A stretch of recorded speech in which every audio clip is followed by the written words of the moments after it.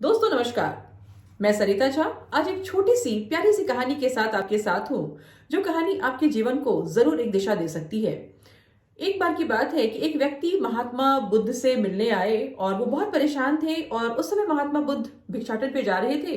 तो उन्होंने महात्मा बुद्ध को बोला कि भगवान, मैं बहुत दुखी हूँ और एक ऐसा रास्ता बताओ कि मैं दुख से पार हो जाऊं।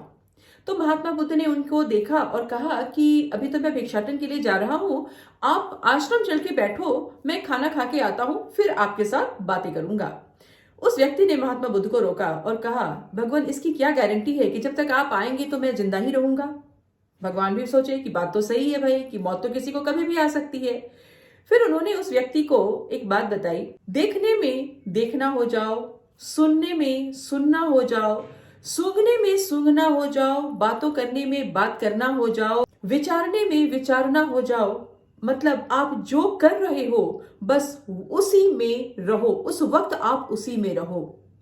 और दोस्तों, ये कहानी यानी कि पावर ऑफ नाउ, यानी आप जब जो कर रहे हैं, अगर आप उसमें ही रम जाते हैं, अगर आप कुछ खा रहे हैं तो पूरे कंसंट्रेशन के साथ खाइए, उसको फील कीजिए। अगर आप किसी से बातें कर रहे हैं तो मल्टीटास्कर मत बनिए, दिमाग कहीं और मत लाइए। अगर आप मुझसे बातें कर रहे हैं तो सिर्फ बातें कीजिए। सो आप जब जो कर रहे हैं, अगर उसके में आप फुल कंसंट्रेशन देते हैं और पूरे दिल दिमाग से आप उस चीज में होते हैं ना, तो आप कहीं ना कहीं दुखों से पार चले जाते हैं। और महात्मा बुद्ध के इस विचार के साथ वो व्यक्ति वहां से चला गया और वो अपने जीवन में दुखों से पार चला गया।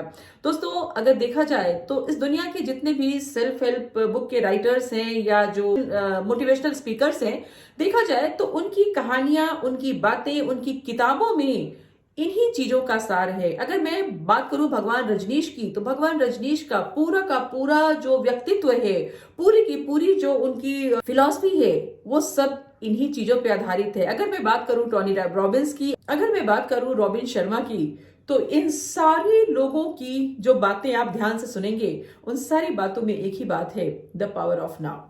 So the power of now एक बहुत ही स्ट्रॉन्ग थॉट है। सो हम जब जो करते हैं, अगर हम उसमें कंसंट्रेशन करते हैं, तो हम जिंदगी की बहुत सारी समस्याओं से बाहर निकल सकते हैं एंड जिंदगी काफी खूबसूरत हो सकती है। Thank you.